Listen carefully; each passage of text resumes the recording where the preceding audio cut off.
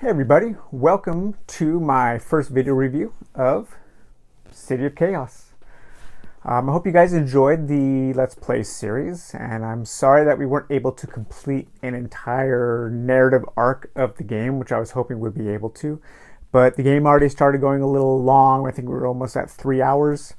And so there are so many other games that I want to play on this channel that I thought, well, let's just end it and we'll get back to it sometime this year. I'm going to show you guys a little setup that I have that I think will be able to play the game a little better. So one thing about my reviews is I want to be always clear about how I get my games.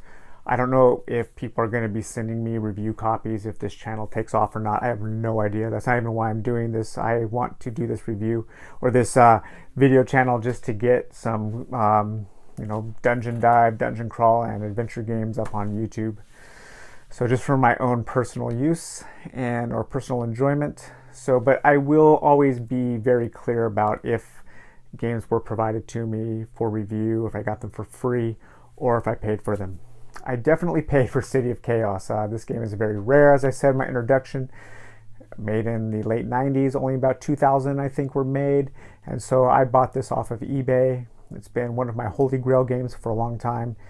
And I think I spent about $150 on it. So was that $150 well spent? I don't know. Well, no, I do know. I'm really glad I own this game.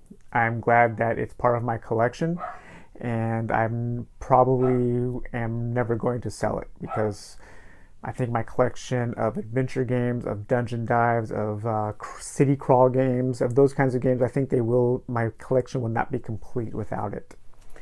Is it a good game? No, it's not. It's a good work of interactive fiction, a remarkable work of interactive fiction, I might say. I think it's one of the better works of interactive fiction I've ever experienced. Unfortunately, the wrapping and some of the details are they're just not there. So the things I like, of course, I like the way that the story unfolds. I like the world that it creates. I like some of the writing is fantastic. Some of it's a little clunky. Some of the prose is a little clunky. We're not talking like Thomas Ligotti, Michael Sisko levels of weird fiction writing here. However, as far as board game writing goes, City of Chaos is at the top because a lot of board games, like story-driven board games, are really poorly written. So I love the way the clue card system works. I like that the clue cards aren't just a series of steps that you will automatically always discover along the way. You actually have to think about them. When you discover one clue, like if you discover clue number 4, that doesn't mean that you will, without putting any effort, that clue number 5 will just be right around the corner. Like a lot of action and adventure games, a lot of story-driven games, you are always guaranteed through one scenario to see all the pieces as long as you don't lose. That's not the case with City of Chaos. There's a lot of stuff that most people who play this game probably haven't seen. I mean, the Tome of Chaos is a couple hundred pages, hundreds and hundreds of paragraphs. We didn't see maybe even an eighth of the Tome of Chaos. The action cards, huge stack of action cards. We didn't even see a quarter of those. There's still a ton of random encounters to have. There's still a ton of clue cards we didn't see. There are still a ton of special items we didn't see. A lot of magic out there. So yeah, there's a ton of stuff in this game that you may not see on a complete playthrough. And that is really cool. I like it when game designers do that, whether it's with board games or with video games. A lot of video game designers, they're afraid to create stuff that their players won't see because they view it as a waste of time and a waste of money, which it can be. So they always want to make sure that everybody sees everything. That is not the case with City of Chaos. The designers made it so that you had to work at discovering the things in the game, and I do really like that. Unfortunately, that is about the extent of the things that I liked. The game has a lot of issues. First and foremost are the rules. They're not great. I know we used some messed up house rules to try to streamline some things to speed up the game.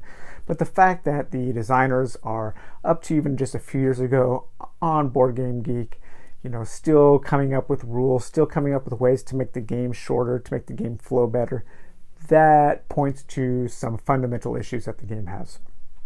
Moving around the board, not fun. Rolling for movement, not fun. The tiles that you move on, 99% of them are the same. They're just, an L-shaped street and a location.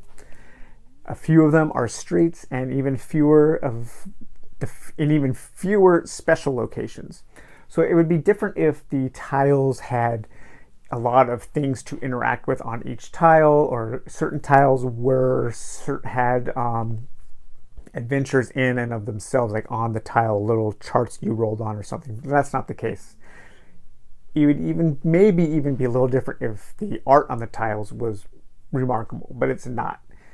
The cities don't, or the street spaces don't look great. The locations are all the same, just a square. Some have one exit, some have two. They're different colors, but there's really no reason to be rolling dice and moving around the city, because it doesn't make a lot of sense. All that really does is the spaces force you to have random encounters, but there's better ways to force people to have random encounters. I don't like the death rule. So like if you die 3 times, that's it, you're out. So you can spend like 5 hours playing this game, be close to solving one of the stories, and die on your 3rd time, and that's it. So that'd be a ton of time wasted. That is not a mechanism that promotes people wanting to play the game. It doesn't promote wanting to explore the world, because the combat is very dangerous. And the combat is something that I don't like. It's too long. I guess you can think about it a little bit. I tried to add those the combat points, but of course I forgot to use them. So I think combat should definitely be shorter. I need to think of a way to make the combat shorter and less deadly, but still have a consequence. I'm not sure how to do that, but we'll see about that. Anything else I didn't like about it? Almost anything that didn't have anything to do with the story, with exploring the world and experiencing the narrative, I did not like. It did really remind me, like I said in my introductory video, of the work of Michael Sisko. So if you liked anything about this game, the playthrough, please look into Michael Sisko, the author. He's just a fantastic author. And if you liked City of Chaos, you might want to check out his book, The Divinity Student, which is just an incredible work of weird fiction. So that's going to be the end of the review part, or at least the first half of this video. I want to show you a setup I have of a way to play this game that we're going to play later on in the year that might make the game better. And so let's go down to the table and take a look. Okay, so here's how I have things set up. I think this will make the game a little more interesting. So we still have the starting tile. We have all the locations, and we have all the special locations. The main special locations are in each corner of the city. And then we have the wishing well, the altar, and the bridge. And then, of course, the starting location. So what I think how you should play this game, really, is you get to move orthogonally to the next unexplored location. Now, before you encounter that location, you would roll like a d6 and a d8 like we were doing. And if the d6 value was higher than the d8 value, you would draw a random encounter from the action deck. You would encounter that you would encounter that card, and then on your next turn, you would get to encounter the location. Now, as you encounter locations, let's say we had these encountered, and for some reason, being here was back on the entrance tile. So you would move to the next unexplored location orthogonally. So that would mean that he could move all the way over here. Then he would roll to see if there was an encounter, have the encounter or not, and then have that location. And so as you explore the city, you can just move to any explored location, roll for a random encounter, have it or not, and then encounter the location. that would speed things up so much, and you would still have kind of almost the same feeling of exploring, because all you were ever really looking for was either the locations, or you were determining whether or not you had a random encounter. Now, the special locations, I would say that you would have to completely explore one street that connects or leads to one to be able to go into that location. So for this location here, I could explore all of this street or all of this street. And then once that's done, you can encounter the random encounter. Same as these locations. You would have to explore all of this street to encounter the bridge, all of the center street to encounter the altar, and all of that street to encounter the wishing well. You know, this would really, I think, speed things up. It would allow the game, I think it would allow us to experience more of the stories.